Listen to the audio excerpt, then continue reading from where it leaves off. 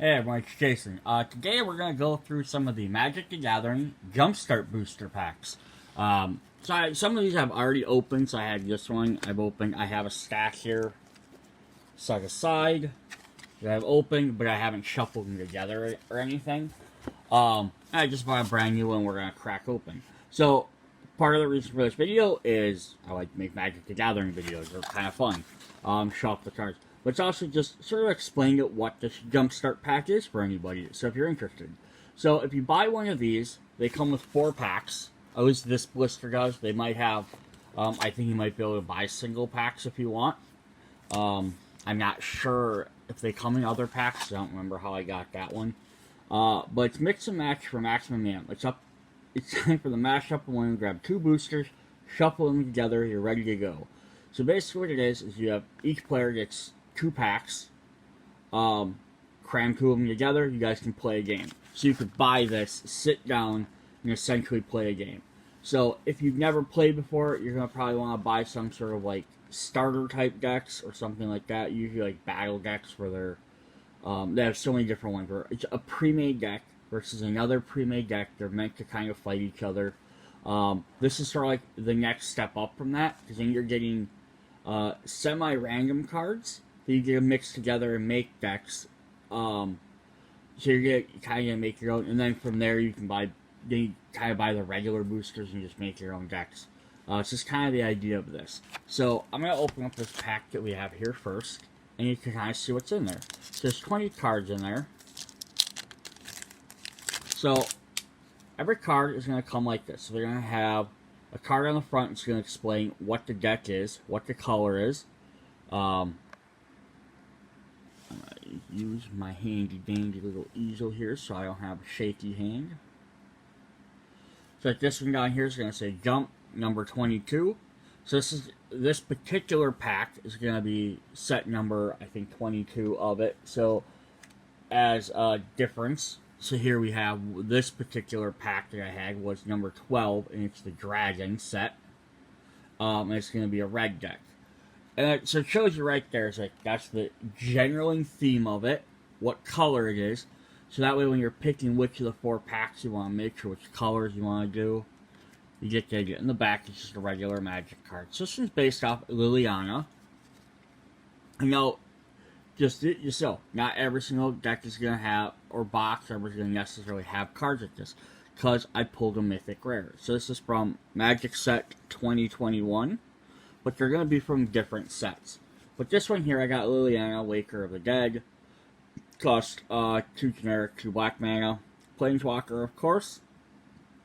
And then, so Planeswalkers, they're basically your allies. They essentially work like another player that comes out. They sit on your table, they give you bonuses.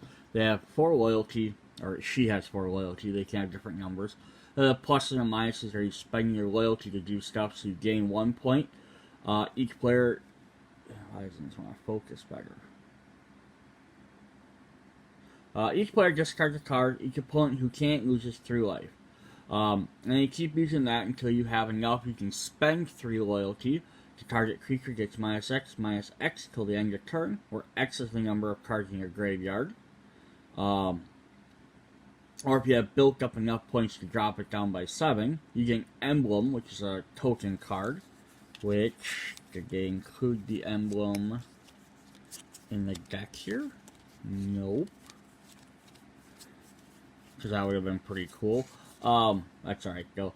But basically you get a card that would sit on the table, or a thing that says, permanent effect outside of this card. It says, at the beginning of combat on your turn, put target creature you control from your graveyard on the battlefield under your control, it gains haste. So basically you start off, you're forcing everyone to discard cards. Your opponents that can't are going to lose life. Alright, a little bit better.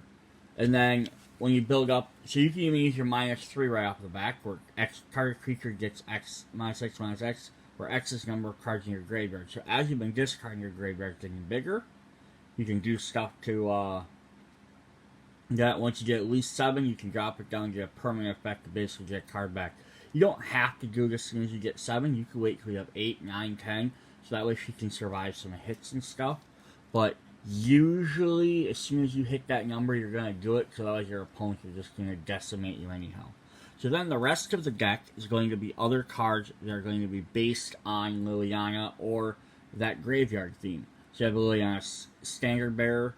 I got a lot of cards to go through, so I'm not going to sit there and talk incessantly about everyone. But so you have a Zombie Knight who has Flash. Enters the battlefield, draw X cards, where X is the creatures that died under your control this turn. So you can kill some guys off. We have Liliana's Elite. It's a zombie. So it's to show it's the zombies and the undead. It's +1/+1 for each creature card in your graveyard. You can see all the theming here. Settle the Score, which has her on the artwork. Exile target creature. Put 2 loyalty counters on a planeswalker you control. Get that number higher. We have Gourmand. An additional cost to cast a spell. Sacrifice a creature. Flying. Trample. When it enters battlefield, each opponent sacrifices a creature. So basically you have to sacrifice 2 to play this guy, which is a lot. But you can sacrifice your token creatures that you make, or your zombies, and then if you get her level 7 up, boom, you can bring guys back for free. Liliana's Devotee. Zombies get +1 attack. At the beginning of your step, if a creature died this turn, you may pay 2 black. If you do, create a 2/2 zombie token. So there we go, something could die. Rise Again. Return target creature from the graveyard to the battlefield. Blighted Bat. Flying. Blighted Bat gains haste till the end of turn. Now these are from a different set. These are starting from the Amonk set. So it's not just, they're not brand new cards for Jumpstart. They're different ones from various recent sets, I would imagine. Cemetery Recruitment. Return target creature from the graveyard to your hand. If it's a zombie, draw a card. And we get Ghoul Raiser. When Ghoul Raiser enters the field, return a zombie card from random from your graveyard to your hand. You're going to get some land. So Thriving More. Thriving More enters the battlefield tapped. As enters the field, choose a color other than black. Add 1 black or 1 mana of chosen color. So this works really well with this combining deck. So you're going to get your black mana, but then you can set it up for whatever color you mix with this deck. Wailing Ghoul enters the play. Mill 2 cards. Get more cards in your graveyard. Liliana Stewart. Sacrifice Stewart. Gain target opponent discards a card. Active this at any time, only if you could cast a sorcery. Then we get this really cool looking land card. That's actually pretty neat. The purple, special purple. Then we get a bunch of other swamps. So 1, 2, 3, 4, 5, 6. We got a total of 8 land total. So if each deck, and I'm not positive every deck has the same, if each deck had 8 lands, or even 7 lands, it's 14 to 16 lands in a deck, which is enough to make them. But yeah, so now you take this and you put this with, mix it with one of the other decks. So let's look at the other ones I've already opened quick, and just you're going to get sort of the theme of these. So we have a red one for dragons. And granted, dragons cost a lot. So some of these might make a little bit more sense than others. But we get a rare card. We have Laughless Dragon Queen. Whenever another non-token dragon enters the battlefield under your control, create a 5/5 red dragon token. You can pay 2, dragons get +1/+1 till that turn. So get this beast out. Every time you play another dragon, you're going to get another one after that. Plus you can boost them all.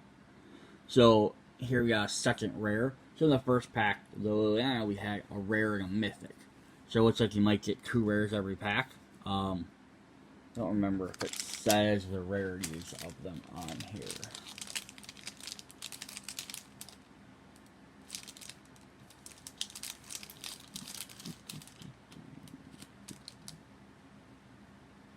Does not specify. Alright, so we have Gardrak, the Crown Scourge. Flying. He cannot attack unless you control 4 or more artifacts. So it gives a little bit twist on this. At the beginning of your turn, create a treasure token, because dragons like to collect treasures. It's thematic. We have a Hellkite Punisher, who lets you get +1 till the end of turn. But still, we're going to see all these guys are massive in cost. Rapacious Dragon. When it enters the battlefield, create treasure tokens. So it looks like we have Dragon Artifact type deck. Draconic Roar. As an additional cost to cast a spell, you may reveal a dragon from your hand. Deals 3 damage to target creature. Reveal a dragon card or control a dragon. As you cast the spell, deals 3 damage to that creature's controller. You get extra damage if you have dragons. We have a Dragon Servant, which is a little goblin shaman. Dragons cost 1 less. Can't argue about that. A little cheaper Furnace Whelp. Gets +1 until the end of turn. It's usually called Fire Breathing, but they didn't do it, so he's in other turns. You have Dragon Fodder. You create 2 goblins. Just eat some of them. Dragon Hatchling. Pretty simple one. A Lightning Shrieker. Flying Trample Haste at the beginning of the end step. Lightning Shrieker owner shuffles it back in their library. And we got Zakarian's Rage. He's a Dragon Mage. Deals 5 damage to any target. If you control no dragons, he deals 2 damage to you. And then we're going to get a Thriving Bluff, which is like that black one we saw. Gets you a red plus another color. And then a bunch of lands. I'm not going to stare them out. So now you could argue, like right now, so if I had drawn these 2, I could be like, well, do I want to play Black Liliana with Red Dragons with 2 completely different themings? Yeah, they might not work very well. But that's, kind of thing is then you get an idea at least of what you can do. So this one's number 23. It's Milling, which is blue. Milling is to remove the top card of your deck. So we're going to get Bravik the Grandiloquent, a human advisor, who's also a mythic. So I got a mythic in this. This should have been the first of a set of packs. I got 1 mythic in this pack. If an opponent would mill 1 or more cards, they mill twice that many cards instead.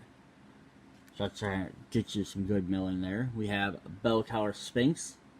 So, first one was all zombies, second one was mainly dragons. This is going to be kind of all over the place, because it's based on, not a creature type, essentially. It's based on a keyword, or a key phrase, I guess. Whenever a source deals damage to Bell Tower Sphinx, that source controller mills that many cards.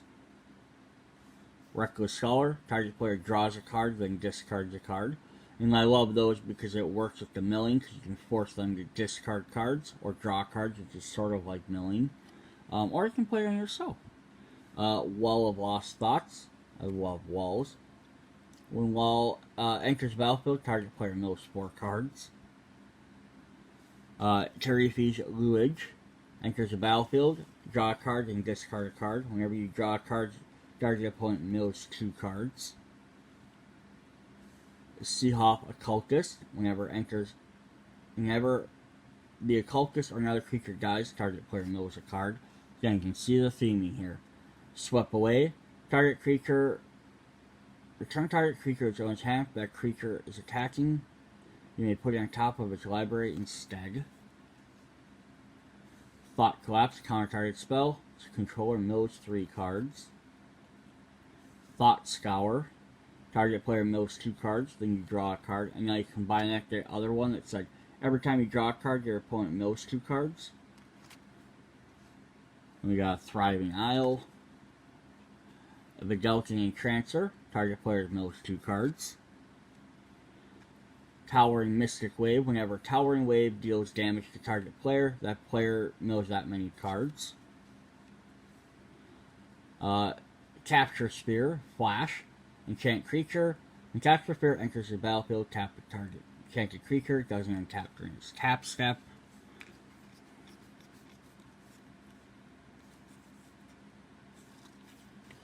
I got a bunch of lands there.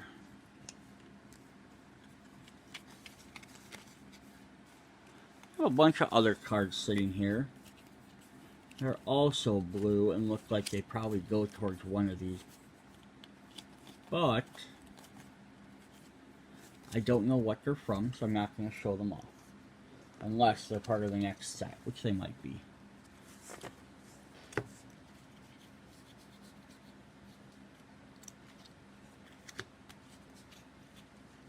Alright, then we have tree hugging. So we get a green one. So we got a legendary creature, but Joro Mwangli Recluse. Whenever you draw your second card each turn, create a 2/2 cat token. Pay 6 mana. End of the turn, the creatures you control have base power and toughness of XX or X's number of cards in it. So this is kind of an interesting one because that's a green creature that wants cards.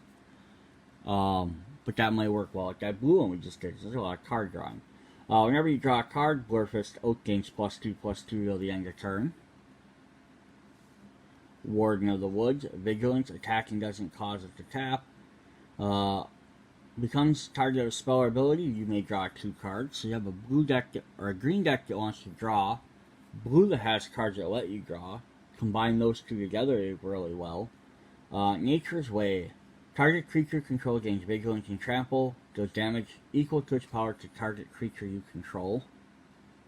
Wall of Blossoms. Enters the field, draw a card.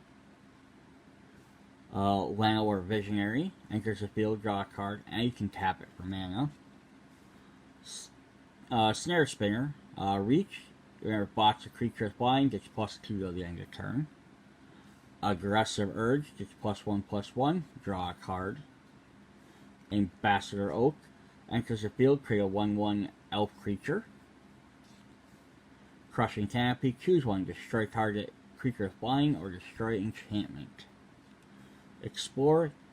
You may play an additional land this turn. Draw a card. You got Thriving Grove. You have a Gnarled Sage. Reach. As long as you draw in 2 or more cards this turn, it gains +2 defense and vigilance. And then we have all our lands. So you can see like these two decks, like the green would bash better with the blue.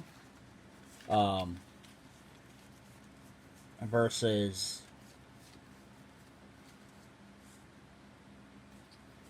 it mashing up with the red. So this is the 4th one in that pack, and for some odd reason, I don't have what the name of it is, but we'll just go through it. So you have Serendipity Efret. At the beginning of your upkeep, deals 1 damage to you. Wandering Sphinx. Whenever you creature flying attacks, you may draw a card. Ring of Revelation. Draw 3 cards and discard a card. Unsubstantiate. Return target spell to creature's hand or your owner's hand.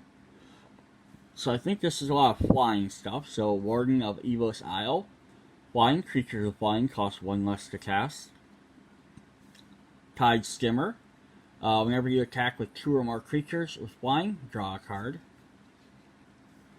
Keen's Guildmaster. Target creature gains flying until the end of the turn. Got Capture Sphere again. Roaming Ghostlight. Flying. Enters the battlefield, returning non-target spirit to its owner's hand. Frost Breath. Tap 2 target creatures, which creatures don't tap during their next step. A Wall of Ruin. Defenders, you get a Scry 1. We have another Thriving Isle. Lofty Denial. Counter target spell unless its controller pays 1. You control a creature flying, counter the spell unless they pay 4 instead. And then we got all our different lands. So if you're going to mix these 4 decks together, we had Tree Hugging, Dragons, Milling, and Flying. You could mix the 2 blue decks together, and then you could have Milling and Flying creatures, but then you only have 1 mana source to worry about, which is kind of nice. But ideally, it looks like the Flying and Dragon decks would mix together really well, because you have stuff that will let you kind of draw, which would help you get some of your things up. But then all your dragons fly too, so you're going to gain that flying bonus for the dragon. Same way the green deck Tree Hugging would work well with the Milling, because the milling does have stuff that lets you draw cards, and then the other one does that. Now, if we look at if we had the fifth one we had from just a single pack, which is Ileana, she doesn't really mix with any of these decks very well. Because she wants to use the graveyard, and none of these guys focus on the graveyard. But you could definitely mix it with one of the blue ones to gain more card drawing ability, or milling, like suffer your opponent from drawing a card, or green that lets you draw a card, give you some defense, things to sacrifice, because you create like some elf tokens and stuff. So yeah, there's different options. But the idea is you're not making a deck that you're going to take to a tournament with these jumpstart packs. Then as you can hop in, mash two of these decks together, and be like, oh, that was super fun. And then be like, hey, let's try it a different way. Let me try mashing these two. Get you familiar with two colors, but it has enough theming. If you buy the Toolbox Kits, they have a similar feel. They're basically the same price, and this might actually be replacing those. I'm not for sure, because those ones you got 4 random packs of whatever set. But, you know, I'll do an unboxing for one of them, too. Kind of explain what it is. But the Toolbox Kits is you get 4 packs of cards, so you can basically use them to add to your deck. And you get a bunch of semi-random, like, just pre-wrapped Saran packs, that all have similar theming. So you might get, like, a group of white cards that kind of go together. Like, oh, these are, like 5 to 6 soldier cards, and you'll get like 5 to 6 zombie cards, and you maybe get like 5 or 6 flying cards. So it's not enough like this just to like easily just mash together 2 stacks of cards to play, but you get a little bit of theming for all these different types, and then you can add in these special boosters. So you're kind of getting a chance to make your own deck a little more. So it's kind of like buy starter decks, you know, or pre-made decks if you're just starting out.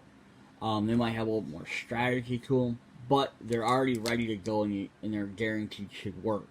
Then you buy these jump starts, because and it's like, okay, now I'm mashing two and kind of seeing how I can get different ideas to work together, instead of always just playing one idea, like instead of just playing a milling deck or just a dragon deck. So what happens if you put something else in there? Get you a little bit of creativity. The tool builder kits then take that a step farther by giving you a bunch of small ones. So now you might have to mix and match 2 or 3 different ideas, but you have regular boosters to add in, some extra neat cards to swap one of these out. Like, well, maybe I didn't really like this one dragon, I can swap something else out. Then you just go buy regular packs and start making your own decks. Alright, so this was part 1. Well, not part 1, this is half 1. So half 2 is we're going to open up the next box. So let me just move all of these other decks out of the way. And let's see what we got in here.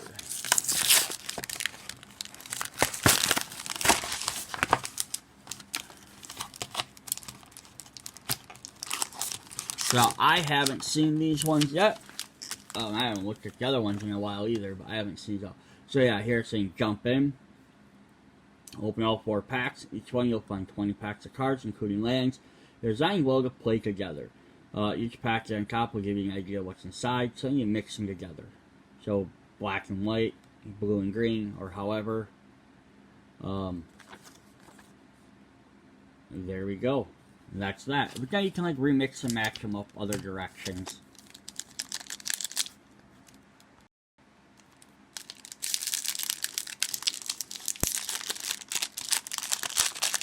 So when first open them, you're not going to be able to see what we got. They're in little wraps. Then we're going to get to the other side. So predatory. I think the only other, downside of anything you're buying random packs of cards is that you could get 2 of the same ones. I don't think you'll get 2 of the same in like one of these 4 packs. But if you bought like 2 of them or 3 of them, you're going to end up starting to get a bunch of the same card, like little mini decks, which isn't terrible, because you get like 2 of the dragon or 2 of the milling. It lets you pick and choose which ones to make a little bit stronger deck. And the same thing with like the tool builders kit. They're semi-random, so if you bought like 2 of them, the regular 15 card packs inside are all going to be different. I mean, they're going to be random like normal, so you're getting 4 packs no matter what, plus a ton of land, which you probably don't need if you've been playing Magic for a while. But the other ones are going to be semi-random, so you could end up, if you bought 2 of them, you could end up getting like, I think there's like 4 little semi-random packs. You could get 2 that are the exact same. But again, it's not terrible if you're trying to build decks. If you want to know what you get, stick to constructed decks, they tell you. So here we have Predatory. Let's see what Predatory does for us. Neath of the Dire Hunt. Whenever one or more creature you control fights or becomes blocked, draw a card. Beginning your combat, on your turn you may pay 3 mana. So it's a hybrid symbol, so that's 2 and then either a red or a green. If you do, double target creature's power till the end of turn. That creature must be blocked this combat if able. One or more creature you control fights, draw a card. Okay, so when they fight or block, you get cards. Beginning your combat, you can pay 3 to double your power and force something to block it. Yeah, that's pretty predatory. Fungal Rebirth. Return target permanent card from the graveyard to your hand. The creature died this turn, create 2 1/1 Sapperling creature tokens. Somberwald Stag. Whenever it enters the battlefield, you may have it fight target creature you don't control. So we're going to get a bunch of fight abilities, is what it looks like. Or Bridal Shoat. When it dies, create a 3/3 boar creature. So again, this is otherwise it's just it's a 1/1. Just throw them out there, have them attack. Your opponent kills them, so they don't take 1 point of damage. You get a 3/3 creature. Otherwise, you just sit there and keep letting them. They're gonna keep letting 1/1s through. Irresistible Prey. Target creature must be blocked this turn. Forced blocking. Truffle Snout. Boar. Enters the battlefield. Choose one. Put a 1/1 counter on Truffle Snout or gain 4 life. It's pretty helpful.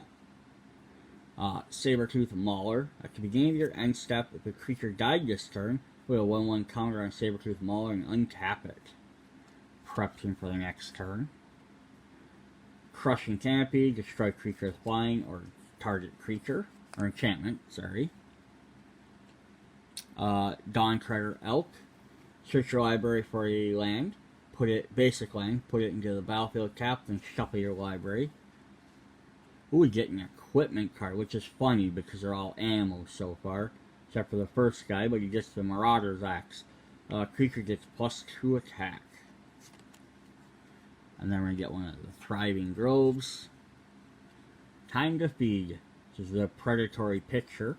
Choose target creature an opponent controls. When that creature dies this turn, gain 3 life. Target creature you control fights that creature. And this fight ability is really nice. You might think, well, what's the point of it? Because you can, if they have someone that's sitting back just for like using mana, or they're holding back because they have a special effect, like white cards have stuff that are like,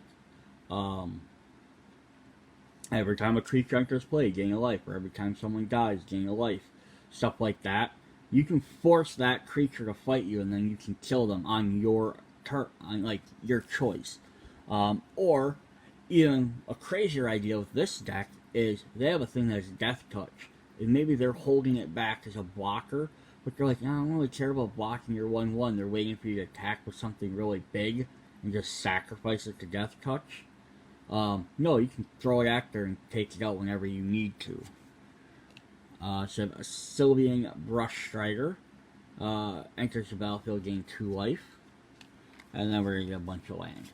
Alright, so that's actually a pretty neat concept for a little deck. Forcing attacks, gaining life.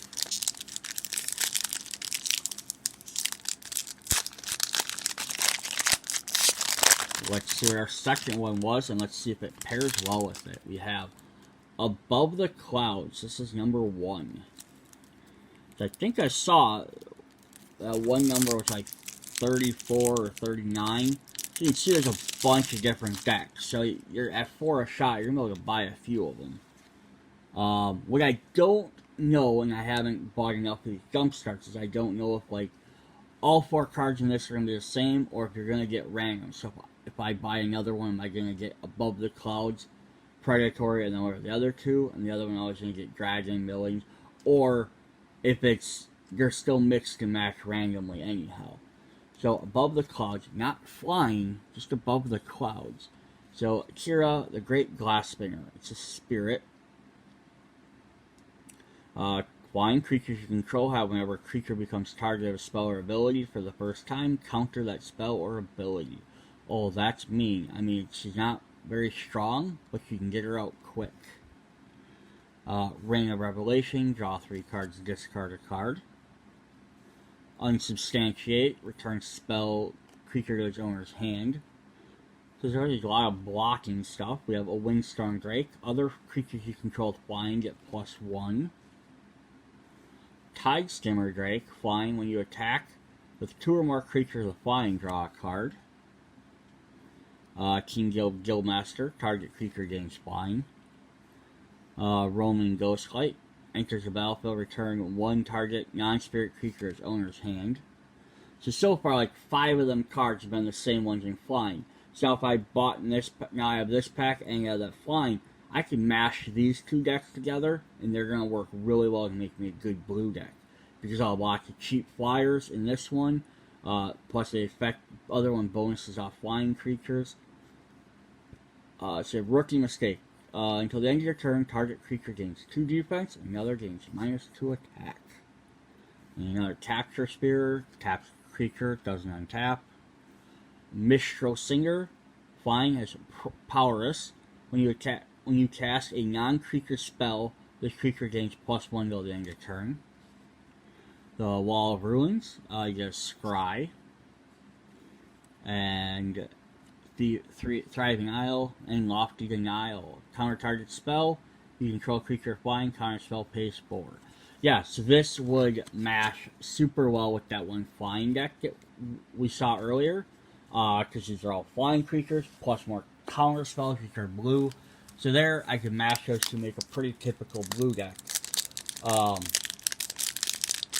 Yeah, that's definitely not a bad thing. I could mash my 2 green decks together now, if I wanted to.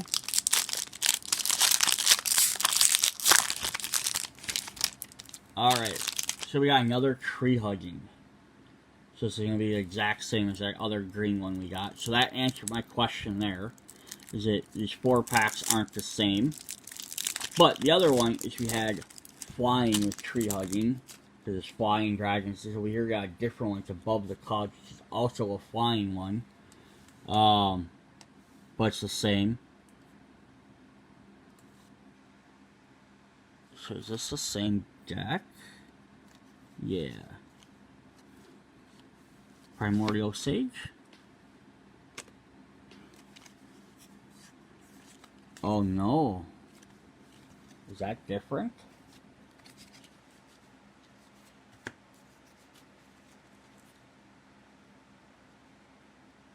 Yes, this also says 39 for Primordial Sage, but our first card, our rare, and that one was Jarell Recluse, which I didn't get really made a lot of sense. I mean, kind of, you're drawing cards and stuff. I'm like, oh, it's kind of weird. So this one we got Primordial Sage instead. Whenever you cast a creature spell, you may draw a card. And our next 4 cards in the original one were Burstful Oak, Warden of the Woods, Nature's Way, Wall of Blossoms. So, we're going to have Burstful Oak, Warden of the Woods, Nature's Way, Wall of Blossoms. So it looks like the rare card might be different. Each could be potentially different. So I'm not going to spend a lot of time on this because we've seen this pack. Visionary, Scare Spider, Vascular Oak, Crushing Canopy, Explore, Garden, Wild Size, and Gnarled Sage, and then the lands. So that's actually kind of neat too, I guess. So at least if you got the same pack, the rare could be different. So now if I want to mix these 2, I can mix these 2 together as well. The 2 green decks. And make a big giant tree hugging green deck to have 2 copies of every card except for them rares. And the final one in here is called +1, so we're going to get another green.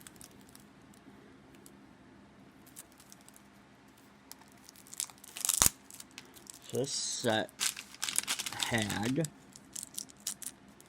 Tree Hugging, which was green, Above, which is blue, another green. So this had 3 green decks. Because I also had Predatory and 1 blue. So if I bought this as a, if I bought this to sit down and play, I would maybe be a little bit disappointed because I got 3 green decks. So basically I'm being forced to make green decks. But here at +1, so this is going to be probably counters, I'm guessing. Branching Evolution. If 1 or more 1/1 counters would be put on a creature you control, twice that many counters are put on that creature instead. Champion of Lamholt. Creatures with power less than Champion of Lamholt can't block creatures you control. Whenever a creature enters the battlefield, you can put 1/1 on Champion of Lamholt, so drop counters on her. Invigorating Surge. Instant, put a 1/1 counter on target creature. If you control, then double the number of 1/1s on that creature. Oh, this works great for Hydras. Yes. Wildwood Scourge. X cost to play. Enters the field with X 1/1 counters. Whenever one or more 1/1 counters are put on another non-Hydra you control, put a 1/1 on him as well. Nice. I love the little XX effect, or Hydras. Lifecrafter's Gift. Put a 1/1 counter on target creature. Then put a 1/1 on each creature you control with a 1/1 on it. Nisting Hornbeetle. At the beginning of your combat turn, you control another creature with 4 or greater. Put a 1/1 counter on him. Another Truffle Snout. Get your 1/1 counter on him. +4 life, or 4 life. Hunter's Edge. Put a 1/1 counter on target creature you control. Then that creature deals damage equal to its power to target creature you don't control. So that works like that Predatory. You're getting that fight effect. Pride Mulking. The cat. Enters the battlefield. Put a 1/1 counter on target creature you control. Each creature you have with a 1/1 gains trample. Arbor Armament. Instant. Put a 1/1 target creature and target 1/1 counter on target creature. Gains reach. Scrounging Banger. A cat monkey.